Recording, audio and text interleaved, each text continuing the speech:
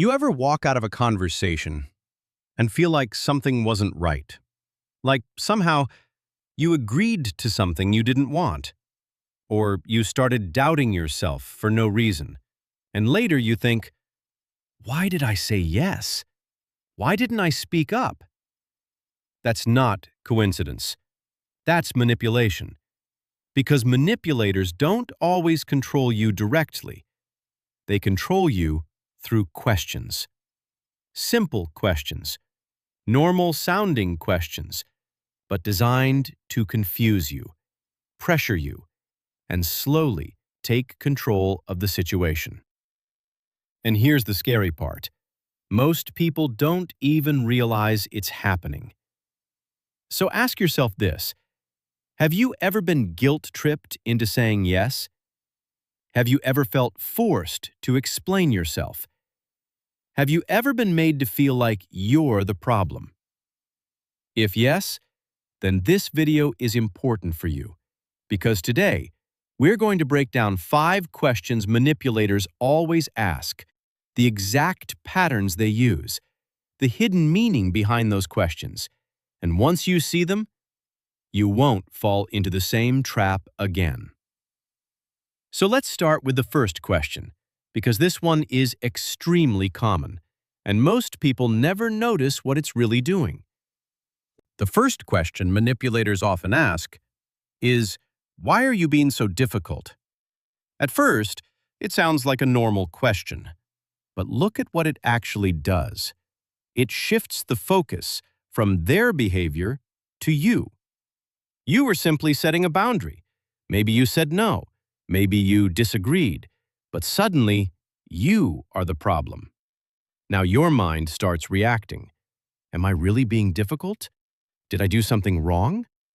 And just like that, you start explaining yourself. You try to sound reasonable. You try to fix the situation. And that's exactly what the manipulator wanted. Because the moment you start defending, you lose control of the conversation. But here's the truth you need to remember. Setting a boundary is not being difficult. Saying no is not wrong.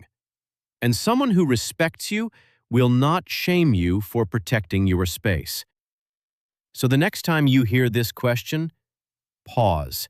Don't rush to explain, because sometimes the question is not meant to understand you. It's meant to control you. Now, the second question is even more powerful because it plays directly with your emotions.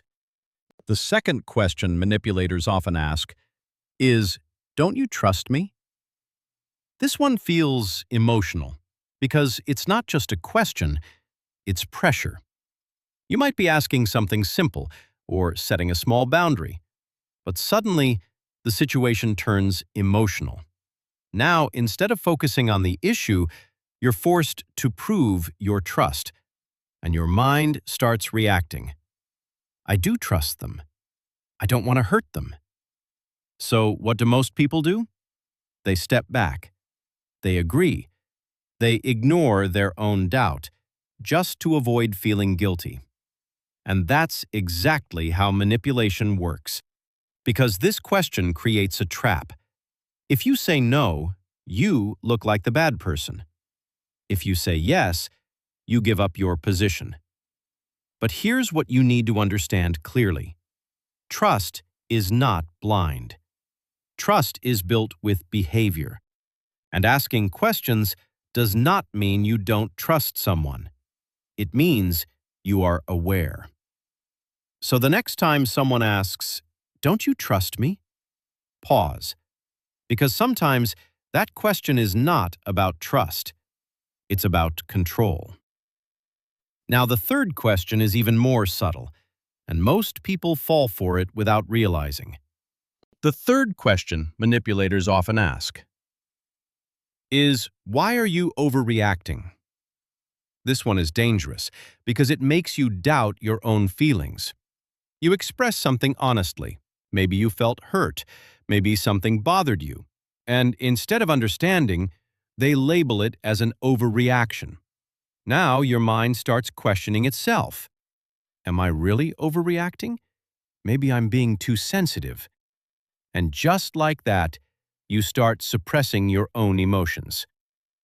This is how manipulation works silently, not by controlling you directly, but by making you lose trust in yourself.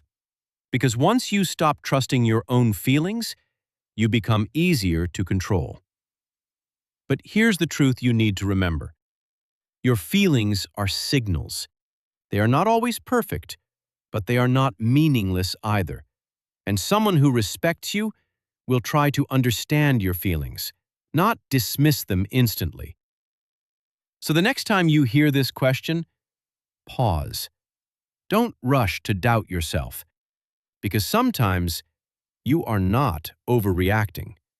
You are just finally noticing something real. Now, the fourth question is even more subtle. The fourth question manipulators often ask is, can you just do this one thing for me? It sounds harmless, even polite, but look closely. There's pressure hidden inside it, because it's never just one thing. It starts small, a small favor, a small adjustment, something that feels easy to say yes to. And most people agree, because they don't want to seem rude. They don't want to disappoint. But once you say yes, a pattern begins. Another request, another favor, and slowly, your boundaries start disappearing. Because manipulators test you in small ways first. If you keep saying yes, they keep asking for more. Until one day, you realize you've been giving too much. But here's what you need to understand. A request is not the problem. The pattern is. Someone who respects you will also respect your no.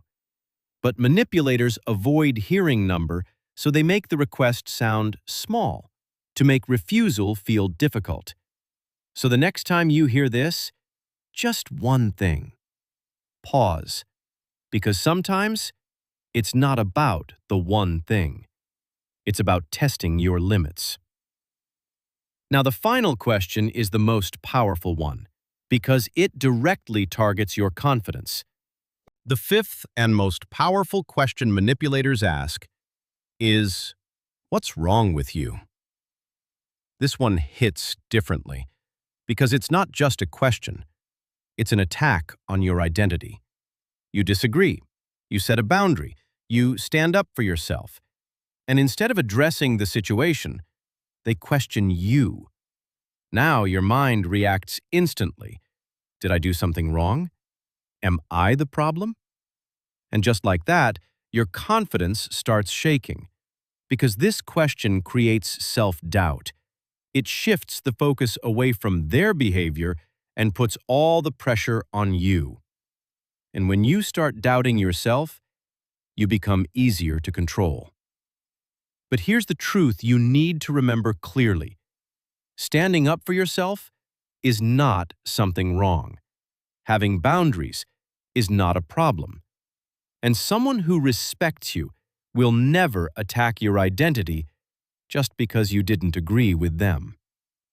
So the next time you hear this question, pause. Don't let it shake you, because sometimes there's nothing wrong with you. You're just no longer easy to manipulate.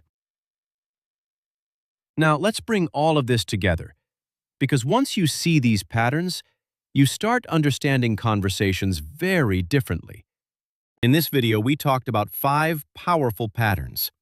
First, they ask, why are you being so difficult? Second, don't you trust me? Third, why are you overreacting?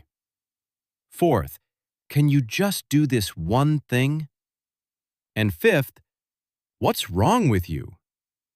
And once you start noticing these questions, something changes. You stop reacting automatically.